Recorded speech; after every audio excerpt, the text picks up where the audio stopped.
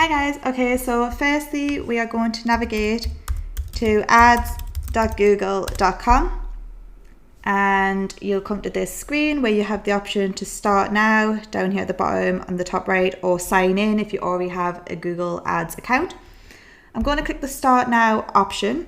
Here you will be able to log in if you have an existing Google account, which I do, so I'm going to click on this option here. Otherwise, you will be able to create a new Google account. So I'm just going to sign in.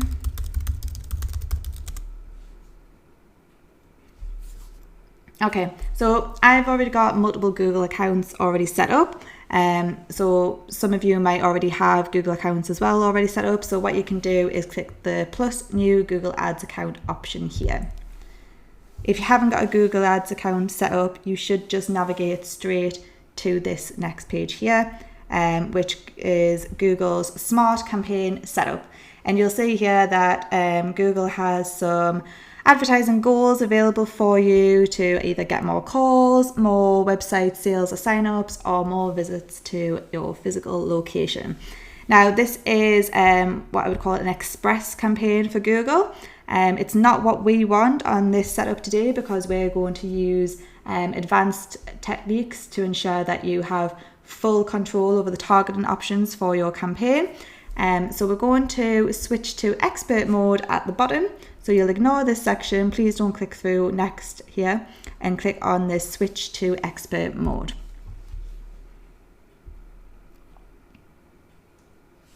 Now you'll come through to this main new campaign page, where again Google will give you some options in terms of what you would like to achieve from the campaign for your goals. So you have, for example, if you want to get more traffic to your website, more awareness about your brand, you have a brand awareness and reach campaign. You may want to increase your lead forms online, which could be a lead campaign, or you may be an e-commerce business and want to generate more sales. There's different options here. You can choose the one which is most relevant to your specific business. However, you also have the option to create a campaign without a goal.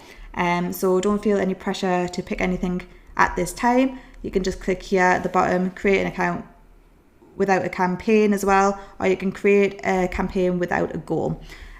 So what we're going to do initially is, for the account shell, we're going to create an account without a campaign. So we'll do the initial account shell setup, and then we'll do another video to talk through how to do the actual campaign setup.